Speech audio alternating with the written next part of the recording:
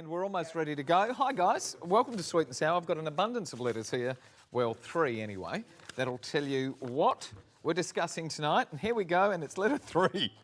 Okay, we're almost there. Letter 1, it's entitled Pay Up. Okay, only 22%, no, sorry, only 0.22% of our budget goes in foreign aid. So much for being neighbourly in a region where where we are the richest and least populous. So letter writer number 1 says, letter number 2, I'm constantly hit on by women when I'm travelling, but I've never given in and don't want to. But maybe that's the pressure valve that my marriage needs at the moment. I don't think so. How many are married on the panel? I wonder what they'll have to say. We'll see in a minute. And the last one, I'm a gay man. I can tell you that the greatest amount of sexual harassment is perpetrated by women, and it's a huge issue. All these, and the guests coming up in about 20 seconds. Don't go away, Sweet and Sour. See you soon. Got a problem, big or small, would a miracle be nice? Our motley crew is back, churning out advice. You might even laugh a bit in the following half hour. Park your backside on the couch, cause baby it's time for Sweet and Sour. Right here on Sweet and Sour. Pour some sugar on there, baby. It's time for Sweet and Sour. How's about some chili? It's time for Sweet and Oh, good evening, everyone. Welcome to Sweet and Sour. Lovely to have your company. Gary Mitchell with you for the next fun-filled half hour, or chat-filled half hour, we hope. First up tonight, and second up tonight, 2 virgins that you've never met before. But my good mate, Earl Cole, is here, and he's going to close the show for us tonight as well, Earl. I'm indeed. Thank you, Gary. And I must Great say... to have you here, sir. It's a pleasure, and I must say this is right up there with appearing with Todd Johnson and Kenny Kidner on Kids Company. It is right up there. What year was that? I'd rather not reveal when that was. No, that was 1992. I think. Just a little tick of the clock ago. You're going to close the show for us tonight, I am sir? indeed. Well, myself and my wonderfully talented accompanist, Mr. David Wickham. So we are going to finish the show. With Do we tell people what you think? No, well, save it to the end. It's then we'll very tell relevant to the show. Okay. It's a good positive message to finish the show on. We like positive messages here. Speaking of positive messages, my very positive mate. Hello, Leah. Hello, Gary. How are you? Oh, lovely to have you on the show too. It's nice to be here. Good Bit to of a have you. change for Bit of a my change. show. You're very well qualified to be on this show. Mum of how many kids? 4, only 4, considering the company I'm with. Only 4. Only 4? Yeah. A lot of people with lots of kids on this show. Good to have you. Yeah, thanks. All right. You seen the letters? I have. Thanks. And? Yes, interesting. Couple of Interesting. interesting Good ones choice of there. words. Hello, also mum of 4. Hello, how are you? And I'm not a virgin. Nice to hear. That's lucky because I do have 4 children. Oh, nice So to therefore hear. it's lucky, yes. All right, how's life? How's the Good. world of architecture? The world of architecture, I'm good. I was in a magazine in the local rag on the weekend and featured a bit in House and Garden, so good. Our actual own house is going to be featured in the coming months, so. And one of our jobs is up for a big award, national I hope award. you get it. Yeah. Okay, well, so- you'll have to come up and sit back on the panel and brag value when you're here next. Yeah, When's definitely. the award? It's the HIA award for the When? builders, in coming couple of weeks actually. Okay, let us know. We'll have you back. My good mate Peter Katsambanis is here. Hello, mate. How are you, Gary? I'm really well. You're a dad to 5. Yep, 5 kids. You Keeps me reckon- busy. Probably keep you very busy. Goodness me, all you people are very well qualified to be on this panel tonight.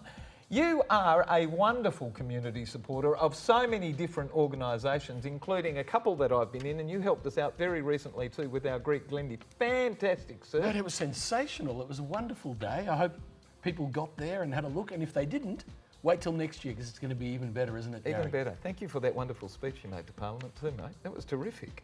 And I had a mate of mine saying, listen, can you write up something that, that we put into a magazine? And I said, yep, fine. And here's a copy of Peter's speech as well. Just take excerpts out of Perhaps I that. could charge for it. you can. Get some royalties. Yeah, good luck with that one. Yeah. All right, here we go. Letter 1, it's entitled Pay Up. Dear Sweet and Sour, what a selfish nation we are, really. All we want to do is cut the foreign aid budget. Yeah, sure, we want to look after our own backyard and all of that. But in real terms, as a proportion of our GDP, we give only 0.22% in foreign aid. So much for being neighbourly in a region where we are the richest and least populous. We luxuriate in our cities and suburban lifestyles, ignorant to the plight of others, except in the occasional news story. Do the maths. There are huge numbers of people living in our neighbouring countries saddled with primitive medical, agricultural and economic practices that make them desperate for the lure of what they see us enjoying. We must balance the ledger. The have-nots are looking at us haves and seeing us acting like spoilt brats. We owe so much to our future generations, and one of those debts to our kids that we can start delivering on now through the foreign aid budget is the debt of ensuring good regional relations with those less fortunate than we. Surely the panel agrees 0.22% of our GDP is a pittance, and it comes to us from Brandon of Churchlands in WA. Pete, you're first on that one. GDP, 0.022%. Enough? Perhaps. Brandon calls it a pittance. I did the sums. Our GDP is around about $1.6 trillion. That Wow. means that 0.22% of GDP is about $3.5 billion.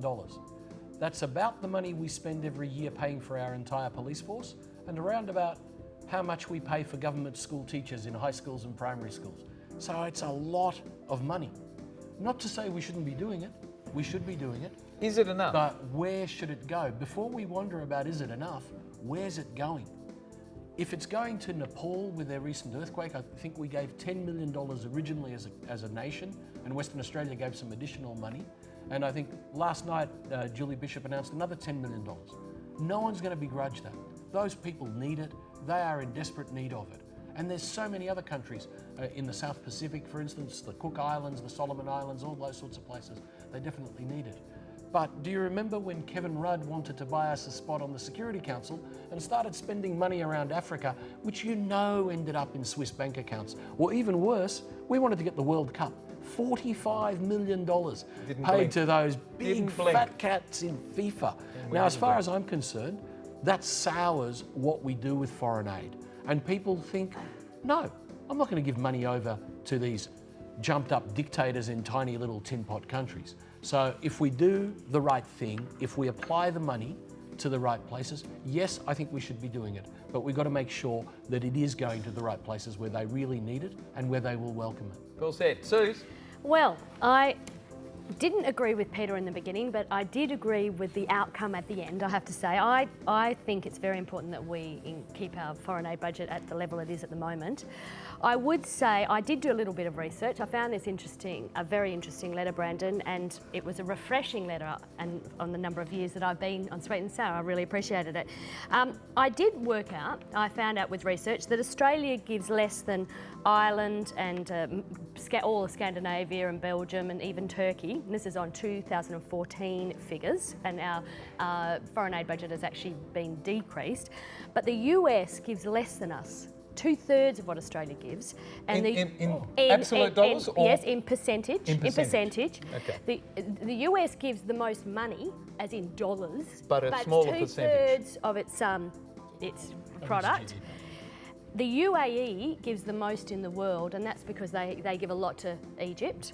But the UK gives twice as much to us as Australia. However, and this was what was interesting, and this is where it comes into what you were saying, they have found millions of pounds are spent, but they were spent, it has been found to be on global citizenship lessons in Scottish schools, military and Scottish security training for officials from African countries, and at the UK's Defence Academy, and this is what really good, a study visit to the UK for Northern Korean officials. So I think what you're saying is, where does it go? It's what is as important is how much. Leah, are we spending our dollars in the right places? I think that 0.22 is not quite enough. I think that we should be able to spend a little bit more money for our neighbours. I think we are a lucky country. I didn't do as much research as what you guys did. Thank God, we're over time. Bloody hell. No problem. No. I just found this an interesting one, that's all. Oh, no, it was. And it's just very enlightening listening to what you have to say. But I do also know that for every yes, there's a no. And that if we want to give more money to foreign aid, we have to take it from somewhere else out of the purse. And But I do Tough times at the moment. but I still think that there's areas where we can actually find or tighten our belt and find some more money. So, Nick, give us the wrap. Well, it's interesting that the figure of 0.22% of GDP was used in the letter, because that's not actually what we are currently contributing in foreign aid. That is the projected figure for 2016. Oh. It's actually more than that, depending on your source. I mean, Oxfam say it's 0.32. There's other sources that say it's 0.27. And you might not think that there's much of a difference between 0.22 and 0.32. Demonstrated that it's but huge. it's a huge difference. Yeah. That 1%, that 1% of 1%, sorry, that 0.1 of 1% of GDP actually equates to about $500 million. That's the difference between 0.22 and 0.32. But I think that we've got to put this in the context of the 28 wealthy OECD countries. We sit in the middle in terms of our contribution per capita. We're sitting 13th, as I believe, of the 28 wealthy OECD. So it's not bad. It could be better. It could be a lot worse. So we're travelling in the middle of the pack at the moment. So to say that it is a pittance and that we're not pulling our weight, I think is probably a little bit unfair. The other thing too is that, and both Sue and Peter alluded to this, it's where the money goes. And Julie Bishop and the federal government are making the right sort of noises about, okay, they're going to rein in the amount of foreign aid we give, but we're going to try and be more strategic and more targeted and make our recipients a little bit more accountable for how they spend our money. So hopefully that's going to be the case, because it's not just the gross amount of aid, it's actually how it's spent and how wisely it's used. That's what people complain about. But I think, just to finish, if I may, there's a couple of things to consider here, and that is, apart from the fact it's how it's made, we as individuals have the right to give aid to an aid agency of our choice. So, you know, we can bemoan the fact that the government's not pulling its weight. Some people will. We have the individual right, individual responsibility, individual choice to give aid to aid agencies of our choice. So we can always make a difference. Dependent on the government. It doesn't have to be the government. And Australia, and the other thing too is Australia has stepped up to the plate. Every time there's a regional crisis or a worldwide emergency, Nepal is a classic example. I think we're contributing more than any other country in the world at the moment, per capita.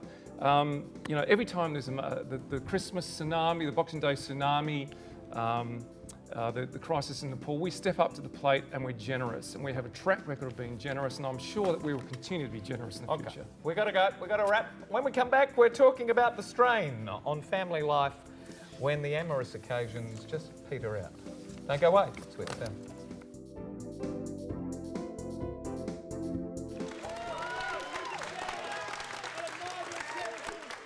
Welcome back to Sweet and Sour. If you'd like to send us a letter, send it to the address that's about to appear on your screen, and there it is right now, letters@sweetandsour.net.au. You can also give us a like on Facebook, and you can tweet us now as well. We've also got Instagram. There you go. What do you do on Instagram? I've just got Instagram. It's very cool. It's very cool. And You for have to be everyone good at photographs. who does, including Susie, write us a letter. We're going to send you to the movies, courtesy of Natalie Cameron and NRC Communications. And this week we're sending you to Choir Boy with Dustin Hoffman. Hello, everyone. I travel one hell of a lot. I didn't plan my career to head in that direction, but in the last 5 years, as the retail economy has headed south, the many redundancies in the company for which I work has meant that I have assumed more and more of the travelling, both domestically and internationally. Okay, nothing wrong with that, but it impacts on my home life. I'm a loving dad to 3 kids, all under 12, plus a beautiful wife who's very supportive. Now, because I'm away so often and for long stretches, when I arrive home, I always find my lovely wife very happy to see me, but utterly exhausted. Very understandable, and I do my all to give her a break once I'm home. I'm sure you can see where this is all going. Those amorous opportunities that tend to almost evaporate anyway, when the demands of the kids take their toll, they've completely evaporated. Without getting into everything, could you give me some idea of what could possibly happen here? Because I love my wife and kids very much, but it's difficult for all of us.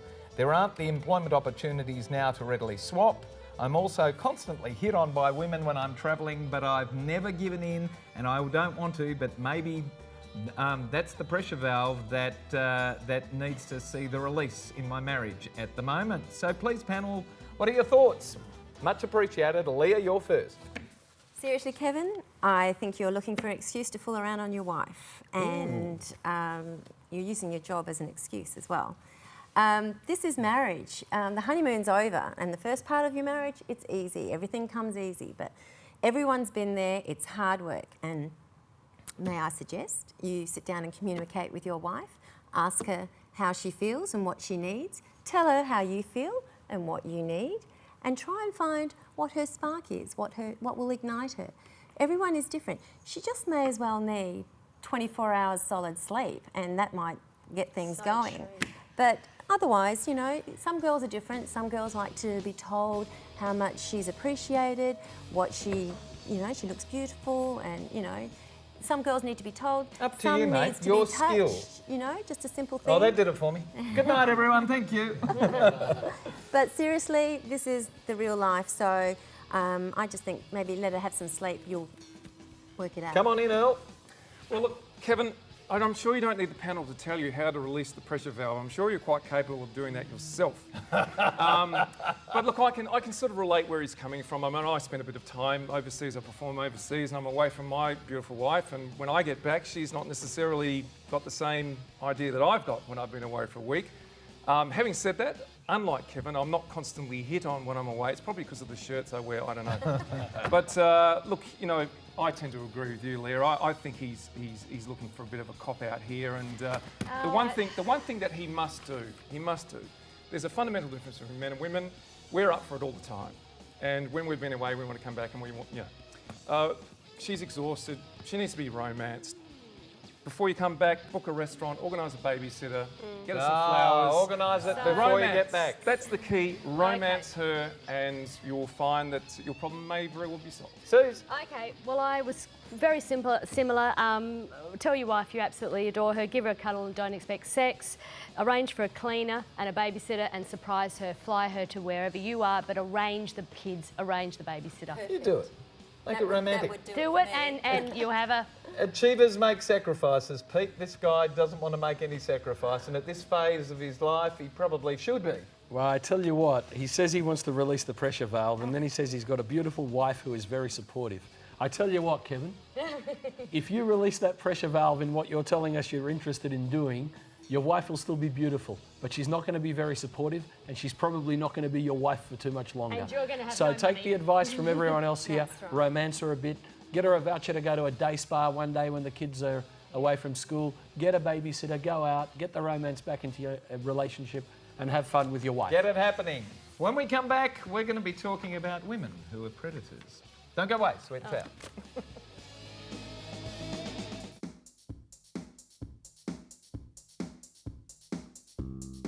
Welcome back to Sweet and Sour, straight into the letter. Hi guys, and some salutations at the front. Your show generally focuses on straight people. Well, I'm a gay man, and I'm here to tell you that sexual harassment by women is a huge issue that goes under the radar. I'm admittedly a very good-looking man, and even in gay clubs where you'd think it wouldn't happen, I get hit on and harassed by women. Not only are they pushy and say things like, I can turn you, or you're not going to waste yourself on men, several women have even attempted to place my hand on their private areas. I have no idea how to handle myself in these instances because I feel like society will punish me if I do or say anything. Women, it seems, are the most protected in our society and have far more implied rights in the community, certainly more than the gay community, yet they can be amongst the most aggressive and base when it suits them. What do I do? Has anyone been in my position? Ruben of North Ryde, New South Wales. Susie, are you an aggressive woman? Oh, totally. Sometimes, no, when I'm in bed, no, just joking. Ruben, I honestly can tell you that I think you sound like a bit of a dick, to be honest with you. When I think gay men and women should actually stick together because any harassment of any form is just abhorrent. When a woman says to a gay man or says to their friends about a gay man that it's such a shame they're gay, that's because they like the gay man, they think they're cute, and they're generally great people, and you would love to have them as a boyfriend. So get over yourself. Peter. I disagree with Susie. Ruben, I think you finally realised you belong to Australia's biggest and most silent minority, and that's men. And I actually think that this is an issue not just for gay men or straight men, But often harassment is a power imbalance, and a lot of people talk about that. 50 years ago, all the bosses were men, and they were harassing the secretary pool. And that's the vision of sexual harassment. Today, a lot of young blokes, you talk to a lot of young blokes, they feel intimidated by the fact that their superiors, their supervisors, their bosses are women, and they don't know how to relate to it. I can't answer your question. I can't answer your question.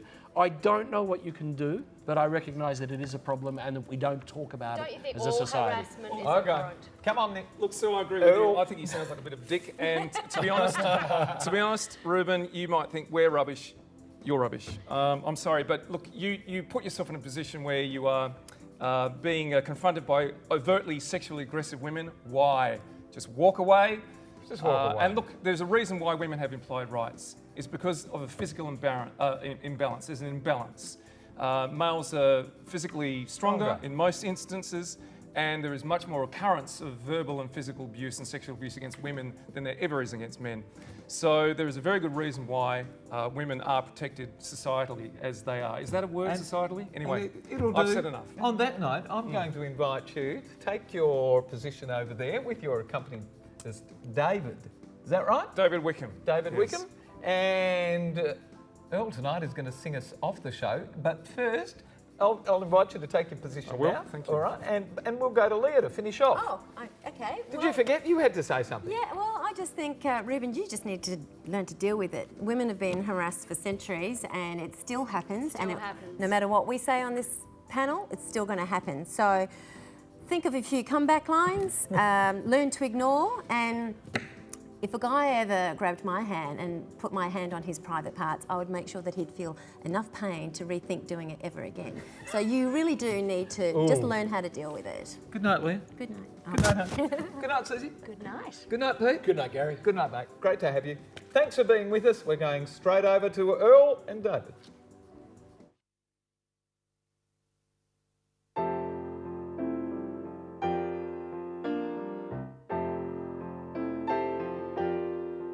I see trees of green, red roses too. I see them bloom for me and you, and I think to myself, what a wonderful world.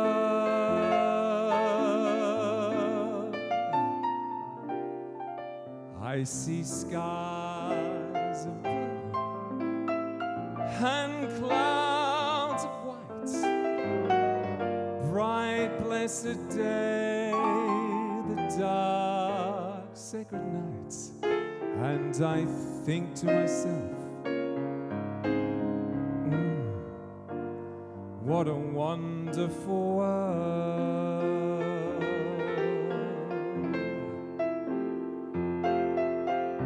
The colors of the rainbow so pretty in the sky are also on the faces of people going by. I see friends shaking hands, saying, how do you do? They're really saying, I love you. I hear babies cry, I watch them grow. They'll learn much more than I'll ever know. And I think to myself, what a wonderful world. Yeah, I think to myself, what's a wonderful